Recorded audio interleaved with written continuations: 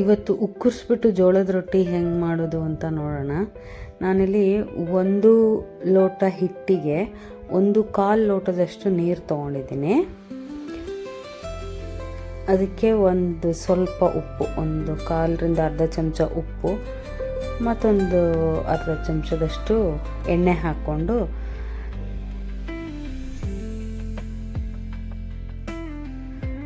ನಾವು ತಗೊಂಡಿರೋ 1 ಲೋಟ ಹಿಟ್ಟಲ್ಲಿ 1 ಸ್ಪೂನ್ ಹಿಟ್ಟನ್ನು ತಗೊಂಡ್ಬಿಟ್ಟು ಚೆನ್ನಾಗಿ ಗಂಟಿಲ್ದಂಗೆ ಕಲಿಸ್ಕೊಳ್ಳೋಣ.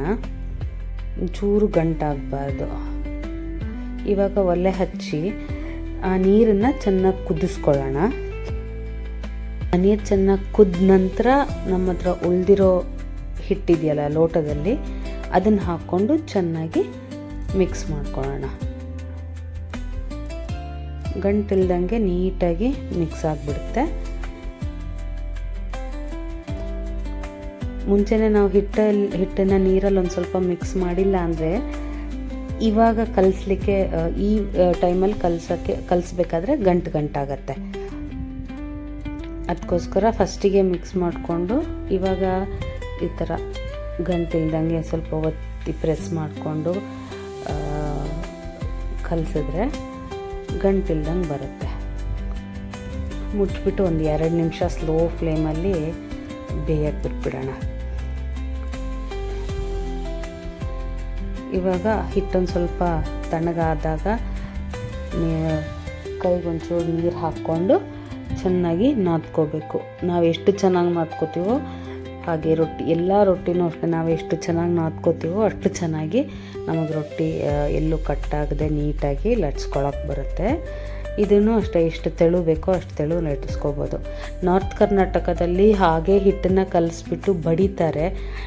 ನಾವು ಸೌತ್ನವರಿಗೆ ಬಡಿಲಿಕ್ಕೆ ಬರೋಲ್ಲ, ಎಸ್ಪೆಷಲಿ ನನಗೆ ಬರೋದಿಲ್ಲ. ಸೊ ಇದು ನನ್ನ ಫ್ರೆಂಡ್ ಹೇಳ್ಕೊಟ್ಟಿರೋದು.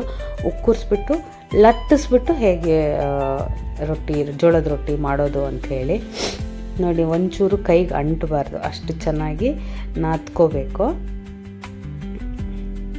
ಇದನ್ನು ನಾದ್ಕೊಂಡು ನಂತರ ನಾರ್ಮಲಾಗಿ ಹೇಗೆ ಚಪಾತಿ ಲಟ್ಟಿಸ್ತೀವೋ ಹಿಟ್ಟು ಹಾಕ್ಕೊಂಬಿಟ್ಟು ಹಾಗೆಯೇ ಲಟ್ಟಿಸ್ಕೊಂಡ್ರೆ ಆಯಿತು. ತುಂಬ ತೆಳುವಾಗಿ ಚೆನ್ನಾಗಿ ಲಟ್ಸೋಕ್ಕೂ ಬರುತ್ತೆ. ಇದನ್ನು ಜೋಳದ ಹಿಟ್ಟೆ ತೊಗೊಂಡಿದ್ದೀನಿ ಲಟ್ಸೋಕ್ಕೂ.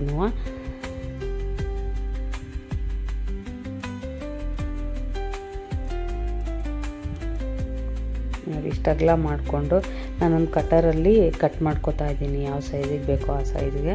ಚೆನ್ನಾಗೂ ಕಾಣುತ್ತೆ, ಹಾಗೆ ರೌಂಡ್ ಶೇಪಲ್ಲೂ ಇರುತ್ತೆ ಅನ್ನೋದಕ್ಕೋಸ್ಕರ. ಇವಾಗ ನಾನು ಇದನ್ನು ಎಲ್ಲ ರೊಟ್ಟಿಗಳನ್ನೂ ಒಂದು ಪ್ಲೇಟಲ್ಲಿ ಮಾಡಿಟ್ಕೋತೀನಿ, ಲಟ್ಟಿಸಿಟ್ಕೋತೀನಿ. ಆಮೇಲೆ ಒಂದಾದ್ಮೇಲೆ ಒಂದನ್ನು ಕಾಯಿಸ್ಕೋತೀನಿ. ನೀವು ಅದನ್ನು ಲಟ್ಟಿಸ್ಬಿಟ್ಟು ಎಷ್ಟೊತ್ತು ಬೇಕಾದರೂ ಇಟ್ಕೋಬೋದು, ಯಾವಾಗ ಬೇಕೋ ಆವಾಗ ಬಿಸಿ ಬಿಸಿಯಾಗಿ ಮಾಡಿಕೊಂಡು ತಿನ್ಬೋದು. ಇವಾಗ ಕಾವಲಿ ಕಾದಿದೆ, ರೊಟ್ಟಿ ಹಾಕಿಬಿಟ್ಟಿದ್ದೀನಿ. ಅದ್ರ ಮೇಲೆ ಒಂದು ಒದ್ದೆ ಬಟ್ಟೆ ಮಾಡಿ ನೀರಲ್ಲಿ ಮೇಲ್ಗಡೆ ಸವರ್ತಾ ಇದ್ದೀನಿ. ನಾವು ಯೂಶ್ವಲಾಗಿ ಅಕ್ಕಿ ರೊಟ್ಟಿ ಹೀಗೆ ಮಾಡ್ತೀವಲ್ಲ ಹಾಗೆ.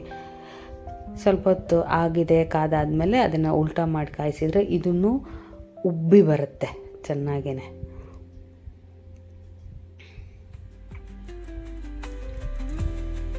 ಇಲ್ಲಪ್ಪ ನಮಗೆ ಜೋಳದ ರೊಟ್ಟಿ ಮಾಡೋಕ್ಕೆ ಬರಲ್ಲ, ತಟ್ಟಿ ಬಡ್ದುಬಿಟ್ಟು ಮಾಡೋಕ್ಕೆ ಬರೋದಿಲ್ಲ ಅನ್ನೋರು ಈ ಥರ ಲಟ್ಟಿಸ್ಕೊಂಡು ಮಾಡ್ಬೋದು. ತುಂಬ ಚೆನ್ನಾಗೇ ಬರುತ್ತೆ. ಟ್ರೈ ಮಾಡಿ ನನಗೆ ಫೀಡ್ಬ್ಯಾಕ್ ತಿಳಿಸಿ. ನೋಡಿ, ಎಷ್ಟು ಚೆನ್ನಾಗಿ ಉಬ್ಬಿ ಬರ್ತಾಯಿದೆ.